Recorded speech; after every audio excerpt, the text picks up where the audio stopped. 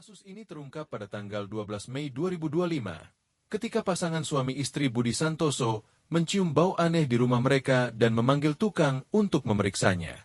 Rumah tingkat 1 yang tersembunyi di gang sempit di kawasan Cengkareng, Jakarta Barat, telah menjadi tempat tinggal baru keluarga Budi Santoso selama lebih dari 3 bulan.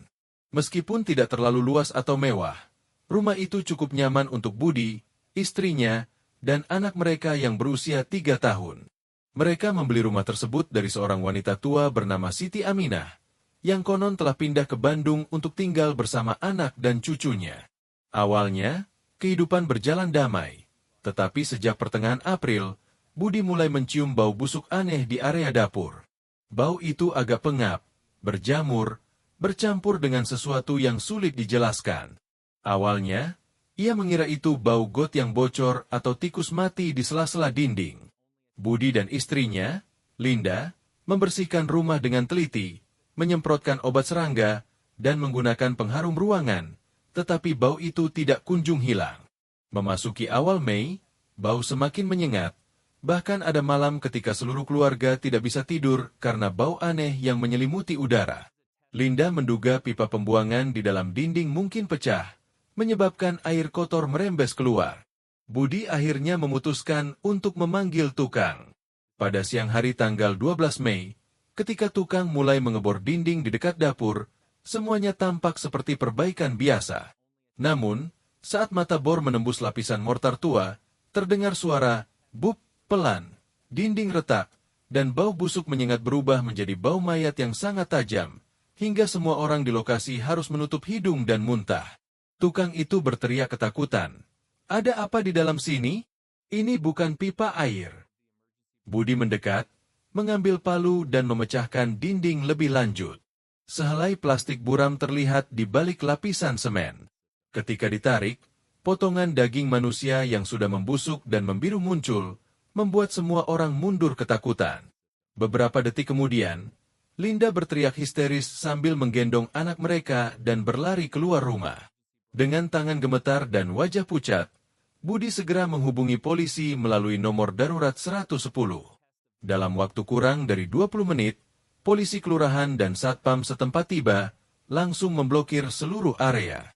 Tetangga yang penasaran berkerumun di ujung gang, berbisik tentang rumor.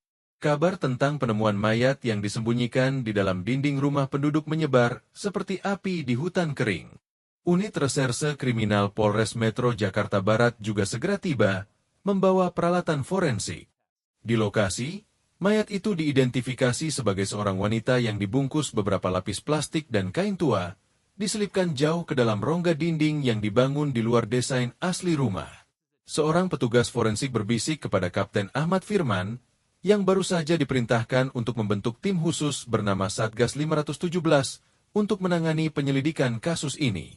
Korban diperkirakan telah meninggal setidaknya lebih dari 6 bulan, dengan tanda-tanda trauma berat di bagian kepala, tanpa dokumen identitas. Kapten Firman termenung, memandang rumah sempit yang menyimpan kejahatan mengerikan. Sebuah kasus pembunuhan dengan upaya menyembunyikan mayat di tengah kota, di kawasan permukiman padat. Hal ini menunjukkan tingkat perencanaan dan kekejaman pelaku. Satgas 517 resmi mulai beroperasi malam itu. Tim detektif segera dikerahkan. Satu kelompok bertugas memeriksa TKP dan mengidentifikasi korban, sementara kelompok lain menelusuri riwayat rumah, melacak pemilik sebelumnya, dan memeriksa laporan orang hilang di wilayah tersebut. Malam tanggal 12 Mei, hujan gerimis turun di luar rumah. Di dalam, lampu kuning menyala terang, menerangi mayat yang telah membusuk, menandakan dimulainya penyelidikan yang panjang dan penuh tekanan. Sebuah rahasia mengerikan telah terungkap dari bau busuk di balik lapisan bata yang tampak biasa. Dan itu baru permulaan dari gunung es yang tersembunyi. Pagi tanggal 13 Mei, Satgas 517 mengadakan rapat darurat di Markas Reserse Kriminal Polres Metro Jakarta Barat. Kapten Ahmad Firman, ketua tim, menyebarkan dokumen TKP di meja, foto-foto forensik, sketsa lokasi, dan bekas darah yang merembes di dinding beton, semuanya diperbesar. Hampir seluruh detektif terbaik dari unit reserse kriminal telah siap bertugas. Korban dibunuh, dibungkus plastik, dan disembunyikan di dalam dinding tanpa dokumen identitas atau tanda khusus seperti tato. Mayat dalam tahap pembusukan tingkat 4 diperkirakan meninggal antara 6 hingga 9 bulan sebelumnya. Mayor Siti Rahmah, petugas forensik, melaporkan bahwa korban memiliki patah tulang di bagian tengkuk sesuai dengan tanda-tanda pukulan benda tumpul. Namun, tidak ada tanda-tanda perlawanan atau seretan, menunjukkan bahwa pembunuhan mungkin terjadi di dalam rumah dan korban tidak sempat melawan. Satgas segera membagi tugas. Tim 1 menelusuri identitas korban dari database orang hilang di seluruh Jakarta. Tim 2 menyelidiki riwayat transaksi rumah, fokus pada periode Juni hingga Desember 2024, waktu yang diduga sebagai saat pembunuhan terjadi. Tim 3 memetakan orang-orang yang pernah tinggal, menyewa, atau sering berkunjung ke rumah tersebut selama periode itu. Sore tanggal 13 Mei, dari data Polsek setempat, Tim 2 mengidentifikasi pemilik sebelumnya, yaitu Siti Aminah, 62 tahun, yang menjual rumah kepada Budi. Siti Aminah pernah tinggal di rumah itu bersama keponakannya, Rina, 25 tahun, yang bekerja sebagai tukang manikur keliling dan tidak terdaftar sebagai penduduk sementara. Tim segera menghubungi Siti Aminah melalui nomor telepon yang digunakan saat transaksi jual-beli rumah. Siti Aminah terkejut dan menghindar. "Saya sudah pindah ke Bandung. Tidak ada urusan lagi di sana, Pak. Dulu saya tinggal sendiri," katanya sebelum buru-buru menutup telepon. Tanggal 14 Mei, setelah memeriksa database orang hilang, tim menemukan 3 laporan yang cukup cocok dengan mayat yang ditemukan. Salah satunya adalah Rina Sari, dilaporkan hilang sejak September 2024 tanpa laporan resmi dari keluarga, hanya berdasarkan laporan teman sekamar di kontrakan lama. Hasil tes DNA dari sampel tulang korban dibandingkan dengan sampel rambut dari kontrakan Rina menunjukkan kecocokan 99,7%. Mayat itu dikonfirmasi sebagai Rina Sari, 25 tahun, tanpa keluarga dekat, tidak terdaftar sebagai penduduk sementara, hilang sejak awal September 2024.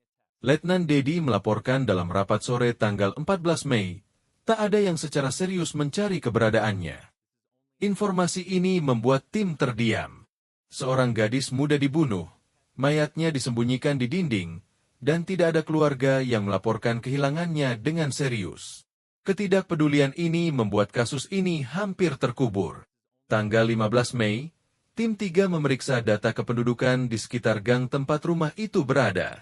Seorang nenek penjual lotre di dekat sana memberikan informasi penting. Sekitar September lalu, saya masih sering lihat Rina keluar masuk rumah itu. Pernah dengar dia bertengkar hebat dengan Siti Aminah, lalu tiba-tiba lenyap. Tim detektif menelusuri keterangan ini dan memeriksa sistem kamera di sekitar lokasi melalui kelurahan. Sebuah kamera warga menunjukkan bahwa pada malam tanggal 5 September 2024, Rina memasuki rumah tersebut dan tidak pernah keluar lagi. Ini menunjukkan bahwa Rina pernah tinggal di rumah Siti Aminah dan memiliki hubungan tertentu dengannya. Malam tanggal 5 September adalah terakhir kali dia terlihat. Setelah itu, Siti Aminah menjual rumah pada Januari 2025, waktu yang sesuai dengan perkiraan kematian korban. Satgas memutuskan untuk memanggil Siti Aminah pada pagi tanggal 16 Mei. Pintu kebenaran mulai terbuka, tetapi yang membuat para penyidik merinding adalah Siti Aminah, yang dicurigai sebagai pembunuh dan pelaku penyembunyian mayat, memiliki alibi kuat pada malam Rina hilang. Apakah pelaku sebenarnya adalah orang lain yang memanfaatkan Siti Aminah untuk menutupi kejahatan? Atau Siti Aminah merencanakan semuanya dengan sangat cerdik hingga mampu mengelabui semua bukti? Pertarungan kecerdasan dimulai, dan Satgas tahu bahwa ini bukan kasus pembunuhan biasa. Pagi tanggal 16 Mei, Siti Aminah dipanggil ke markas reserse kriminal. Wanita berusia lebih dari 60 tahun dengan rambut setengah putih, bertubuh kurus, dan tatapan waspada itu tampak lelah. Ia berulang kali meminta pulang karena tekanan darah tinggi, tetapi Satgas tidak mudah terkecoh oleh penampilan lemahnya. Kapten Ahmad Firman memulai interogasi dengan nada tenang. "Ibu Siti, apakah ibu kenal Rina Sari?" "Kenal. Dia keponakan jauh saya. Tinggal sementara di rumah saya beberapa bulan, lalu pergi tanpa pamit." "Kapan terakhir kali ibu melihat Rina?" Sekitar Agustus tahun lalu. Dia marah-marah, ambil barang, lalu pergi. Saya kira dia ke Tangerang kerja bareng temennya. Namun, tim detektif memiliki data kamera yang menunjukkan Rina memasuki rumah pada malam 5 September 2024 dan tidak pernah keluar. Selain itu, seorang saksi mendengar suara pertengkaran keras dari rumah Siti Aminah malam itu. Ketika dihadapkan pada data kamera, Siti Aminah tidak goyah. Saya salah ingat tanggal. Mungkin dia pergi saat saya tidur atau lewat pintu belakang. Saya kan tidak pasang kamera untuk awasi dia, jawabnya. Ketika tim penyidik menekan dengan pertanyaan tajam, apakah ibu tahu mayat Rina ditemukan di dalam dinding rumah lama ibu? Siti Aminah pucat sejenak, tetapi segera bereaksi. Apa? Tidak mungkin. Saya tidak tahu apa-apa. Saya tidak pernah sentuh dinding rumah itu. Saya tinggal sendiri. Kalau ada mayat, mana mungkin saya tidak cium baunya selama berbulan-bulan. Sore tanggal 16 Mei, tim penyidik menerima bukti yang mengubah arah kasus. Rekening bank menunjukkan bahwa Siti Aminah berada di Bandung dari tanggal 5 hingga 11 September 2024. Kamera dari hotel tempat ia menginap di Bandung juga mengkonfirmasi keberadaannya selama periode ketika Rina diduga dibunuh. Alibi yang sempurna. Rapat darurat digelar malam itu. Beberapa anggota Satgas tampak kecewa. Seorang penyidik muda menghela napas. Jadi bukan Siti Aminah. Tetapi Kapten Firman tidak begitu saja percaya. Ia menepuk meja pelan. Alibi hanyalah kertas. Pembunuhan ini tidak terjadi begitu saja. Mungkin ada orang yang membantu Siti Aminah membuat alibi, atau ia punya kaki tangan. Tanggal 17 Mei, tim detektif kembali ke rumah lama untuk memeriksa ulang. Saat mengukur struktur dinding, mereka menemukan fakta bahwa dinding tempat mayat Rina ditemukan adalah bagian tambahan, tidak ada dalam desain asli rumah. Seorang tukang lokal yang pernah bekerja di sekitar rumah itu mengkonfirmasi, ada yang menyewa saya untuk menutup dinding di area dapur akhir September lalu, katanya untuk perbaiki kebocoran. Anehnya, mereka tidak minta saya bangun dinding, cuma minta ditutup setelah mereka selesai. Siapa yang menyewa? Seorang pemuda bernama Dedi Cahyono, mantan pacar Rina. Satgas menemukan Dedi di sebuah warnet di Jakarta Selatan. Dengan sikap gelisah, Dedi memberikan keterangan setengah-setengah. Awalnya, ia mengaku sudah lama tidak bertemu Rina, tetapi di bawah tekanan bukti, ia akhirnya bicara. Saya memang ke rumah Siti Aminah untuk ketemu Rina. Kami ribut soal uang, tapi saya bersumpah saya tidak membunuhnya. Ketika ditanya mengapa ia memperbaiki dinding setelah Rina hilang, Dedi tergagap dan tidak bisa menjelaskan. Pemeriksaan ponsel Dedi mengungkap pesan yang telah dihapus, tetapi berhasil dipulihkan melalui teknologi forensik. Bereskan semuanya, jangan tinggalkan jejak. Urusan itu selesai, saya akan kirim lagi. Apakah ini terkait Siti Aminah? Hingga akhir tanggal 18 Mei, potongan-potongan teka-teki mulai terlihat. Siti Aminah memiliki alibi, tetapi ia adalah satu-satunya dengan motif kuat. Rumah itu miliknya, ia bertengkar dengan Rina, dan ia meninggalkan lokasi tak lama setelah Rina hilang. Sementara itu, Dedi, meskipun mencurigakan, tampaknya tidak memiliki kemampuan untuk merencanakan penyembunyian mayat dengan rapi. Satgas yakin bahwa pelaku mungkin adalah orang yang paling awal terlihat tidak bersalah. Kasus ini belum selesai, baru saja mulai terbuka. Kematian yang tersembunyi dan seseorang yang mati 2 kali, sekali di dalam dinding, sekali dalam laporan orang hilang yang terlupakan.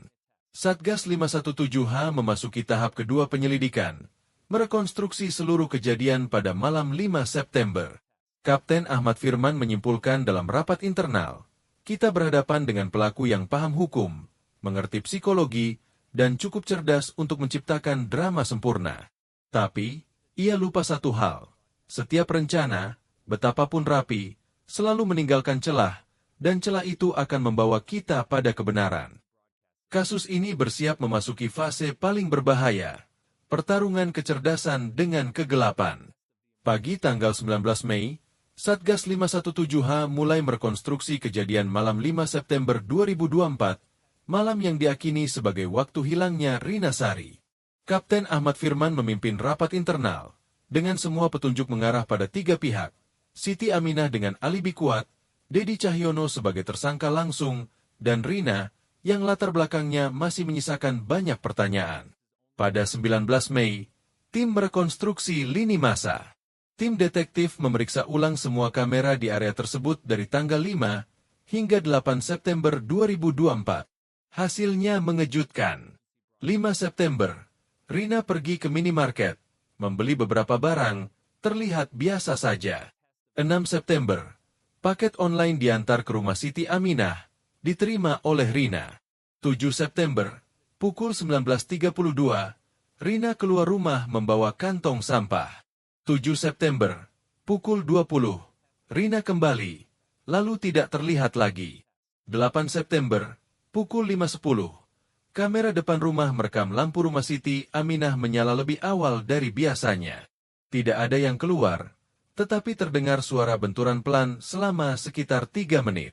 Detail lampu menyala pagi-pagi membuat Kapten Firman mengerutkan kening.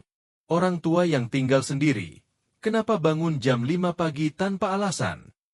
Sore tanggal 19 Mei, tim teknis kriminal kembali ke rumah lama dengan alat pemindai dinding dan pengukur gelombang elektromagnetik. Hasilnya mengejutkan. 2 bagian dinding lain juga telah dibangun ulang, tidak sesuai dengan fondasi asli. Saat dinding dibongkar, tim menemukan ponsel rusak tanpa kartu SIM, tetapi kartu memorinya masih utuh. Tim teknis segera mengekstrak data dan menemukan rekaman suara berdurasi 47 detik yang membuat tim merinding. Suara Rina terdengar panik. Apa? Apa yang ibu lakukan? Lepaskan. Saya akan pergi dari sini. Sudah cukup, kan? Suara wanita lain, dingin dan serak. Kamu mau buka rahasia itu, ya?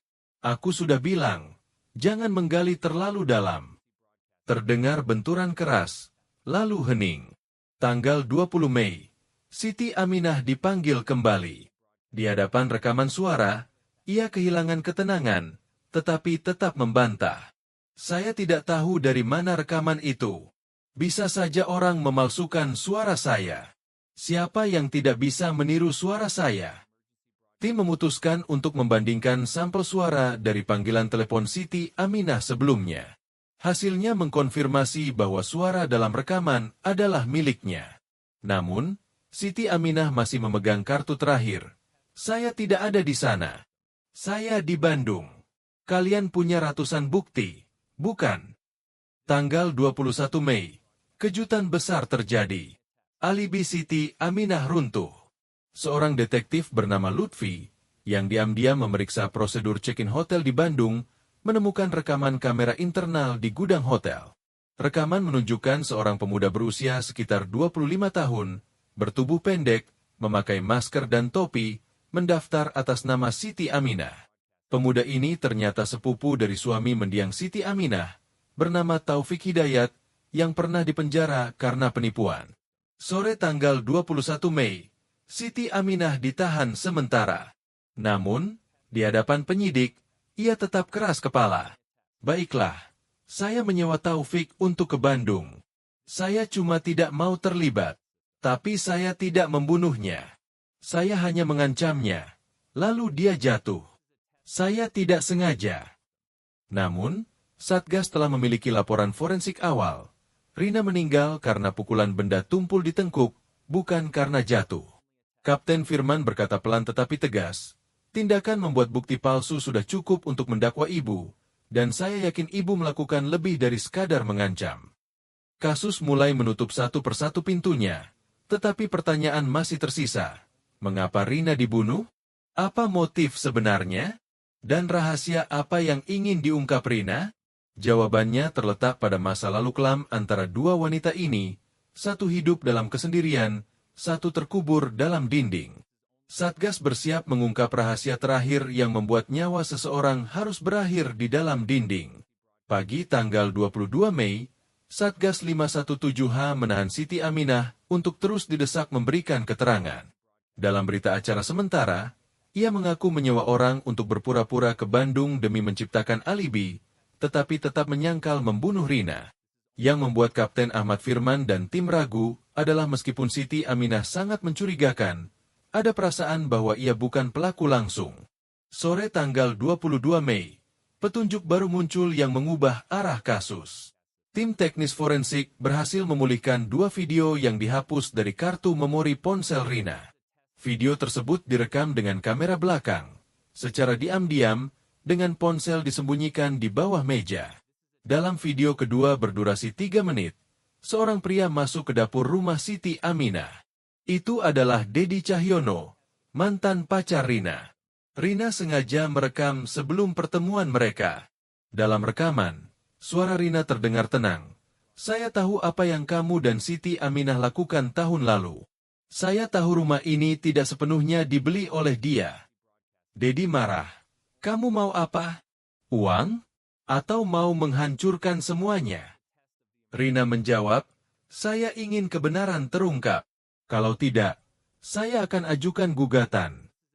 Dedi membentak, jangan bodoh, ada hal-hal yang sebaiknya kamu diamkan.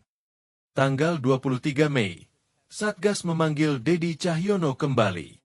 Awalnya, ia tampak tenang, tetapi ketika dihadapkan pada video tersebut, ia berkeringat dan menolak menjawab. Tim memeriksa data lokasi ponsel Dedi pada malam 5 September 2024. Anehnya, data menunjukkan ia berada di rumah orang tuanya di Tangerang dengan orang tua sebagai saksi. Namun, Kapten Firman tidak percaya. Ia meminta pemeriksaan kamera di rumah Dedi, tetapi data kamera telah diformat.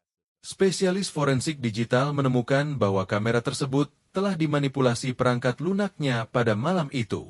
Firman berkata, orang yang menghapus data kamera adalah pelaku, dan kita tidak perlu menebak siapa dia. Tanggal 24 Mei, kejutan lain muncul. Sepotong plastik pembungkus mayat Rina diperiksa ulang untuk sidik jari. Dengan teknologi baru dari Pusat Dukungan Kementerian Keamanan Publik, tim menemukan sidik jari samar bercampur darah yang cocok dengan Dedi Cahyono. Satgas segera mengeluarkan perintah penahanan darurat terhadap Dedi atas tuduhan pembunuhan, membuat TKP palsu, dan menghilangkan bukti. Dedi ditangkap pada malam tanggal 24 Mei. Setelah 9 jam interogasi, ia akhirnya menyerah dan mengaku. Menurut pengakuan Dedi, Rina pernah bekerja sebagai akuntan di perusahaan konstruksi yang didirikan Dedi dan Siti Aminah 5 tahun lalu. Ketika perusahaan bangkrut, Dedi menarik semua uang dan menyalahkan akuntan, memaksa Rina mengaku bersalah. Karena merasa berhutang budi kepada Siti Aminah yang pernah menolongnya, Rina tidak melaporkan Dedi. Namun, ketika Rina menemukan bahwa rumah Siti Aminah dibeli dengan uang yang ditarik dari perusahaan lama, ia marah. Rina mulai mengumpulkan bukti untuk menyeret Dedi ke pengadilan atas tuduhan penggelapan dan penghindaran pajak. Pada malam 5 September 2024, Dedi menemui Rina di rumah Siti Aminah, tempat Rina menyewa kamar. Dalam pertengkaran, Dedi memukul tengkuk Rina dengan benda tumpul, membuatnya tak sadarkan diri. Panik, ia pulang ke rumah orang tuanya untuk membuat alibi. Pagi keesokan harinya, ia kembali ke TKP dengan kapur, semen, dan alat-alat, lalu menyembunyikan mayat Rina di dinding belakang dapur. Siti Aminah tidak mengetahui kejadian itu hingga seminggu kemudian, ketika menyadari Rina hilang dan Dedi memohon agar ia diam. Karena khawatir terseret kasus pencucian uang di masa lalu, Siti Aminah setuju untuk diam dengan imbalan Dedi membantu menciptakan alibi jika ia dicurigai. Tanggal 25 Mei, Satgas menyelesaikan berita acara penyelidikan awal dan menyiapkan berkas untuk mendakwa. Dedi Cahyono didakwa atas pembunuhan, pembuatan TKP palsu, penghilangan bukti, dan penghindaran pajak. Siti Aminah didakwa atas penyembunyian kejahatan, menyediakan bukti palsu, dan keterlibatan dalam konsekuensi kejahatan. Kapten Firman menyimpulkan dalam rapat, kita hampir terkecoh oleh alibi yang sempurna, tetapi tidak ada kejahatan yang bisa disembunyikan selamanya. Kebenaran akhirnya bersuara. Pagi tanggal 26 Mei, setelah menyelesaikan prosedur dakwaan terhadap Dedi Cahyono dan Siti Aminah, Satgas 517H bersiap menutup kasus. Namun, saat memeriksa ponsel korban untuk memulihkan semua data, teknisi menemukan draft email yang belum terkirim. Tujuannya adalah seorang wartawan investigasi senior bernama Tri Wibowo yang bekerja di harian Kompas. Email itu ditulis pada 6 September 2024, sehari sebelum Rina dibunuh. Isinya, Mas Tri, saya telah menemukan jejak sindikat pencucian uang melalui properti di Jakarta, termasuk beberapa rumah di kawasan strategis dan apartemen di pusat kota. Banyak properti atas nama orang lain, tapi dananya berasal dari perusahaan-perusahaan bayangan yang terkait dengan tokoh berpengaruh di Jakarta. Rumah yang saya sewa di Jalan Gang Mawar 127, Cengkareng, adalah salah satu mata rantai. Pemiliknya atas nama Siti Aminah, tapi dana pembelian berasal dari PT Jaya Abadi yang pernah diselidiki karena penghindaran pajak pada 2020. Jika terjadi sesuatu pada saya, mulailah dari nama ini, Jaya Abadi, kode berkas JA 2020. Satgas melaporkan isi email ini ke pimpinan Polres Metro Jakarta Barat. Sore tanggal 26 Mei, Direktorat Tindak Pidana Ekonomi Khusus turun tangan untuk memperluas penyelidikan. Satgas baru dengan nama kode 864 dibentuk, dipimpin oleh Letnan Kolonel Budi Santosa, dengan Kapten Ahmad Firman tetap sebagai penasihat. Tanggal 27 Mei, penyelidikan awal menunjukkan bahwa PT Jaya Abadi adalah perusahaan konstruksi yang diselidiki pada 2020, tetapi kasusnya ditutup dengan cepat. Direktur yang tercatat, Bima Pratama, telah kabur ke luar negeri sejak awal 2022. Alur dana pembelian rumah tempat Rina dibunuh sangat tidak wajar. PT Jaya Abadi, PT Investasi Makmur, lalu ke Siti Aminah sebagai pemilik rumah. Siti Aminah mengaku, saya hanya menerima uang pembelian rumah dari Dedi, atas nama karena dia bermasalah dengan kredit macet. Dedi pernah menjadi kepala keuangan PT Jaya Abadi, sesuai dengan keterangan Rina bahwa ia menarik dana dan menyembunyikan aliran uang ilegal. Tanggal 28 hingga 29 Mei, Satgas 864K menelusuri berkas PT Jaya Abadi tahun 2020. Penyelidikan awal ditangani oleh seorang kepala tim yang telah pensiun, yang pernah dilaporkan media karena diduga menunda-nunda kasus penting. Berkas JA 2020 menunjukkan 6 properti dibeli atas nama karyawan, akuntan, atau kerabat, tetapi tidak ada bukti kuat pencucian uang karena data akuntansi hilang dalam kebakaran server yang janggal. Titik balik muncul pada pagi tanggal 30 Mei. Seorang mantan karyawan PT Jaya Abadi, Andi Pratama, tiba-tiba menyerahkan diri ke Polres Metro Jakarta Barat. Ia adalah akuntan yang diancam Dedi untuk menghapus data keuangan. Dengan suara gemetar, Andi berkata, saya menyimpan salinan data keuangan sebelum dihapus. Rina pernah menghubungi saya, tapi saya terlalu takut untuk menjawab. Sekarang dia sudah mati, saya tidak bisa diam lagi. Hard disk yang diserahkan Andi berisi data keuangan yang sesuai dengan temuan Rina, termasuk catatan lebih dari 30 miliar rupiah dari perusahaan bayangan yang digunakan untuk membeli properti atas nama orang lain, termasuk rumah tempat Rina dibunuh. Akhir tanggal 30 Mei, Satgas 864K menyerahkan berkas ke Kejaksaan Negeri Jakarta untuk mendakwa kasus pencucian uang, penghindaran pajak, dan penghilangan bukti. Rina bukan hanya korban pembunuhan karena dendam pribadi, tetapi juga orang yang hampir mengungkap sindikat pencucian uang profesional dengan keterlibatan individu-individu berpengaruh. Kapten Ahmad Firman menulis catatan terakhir dalam buku harian kasus.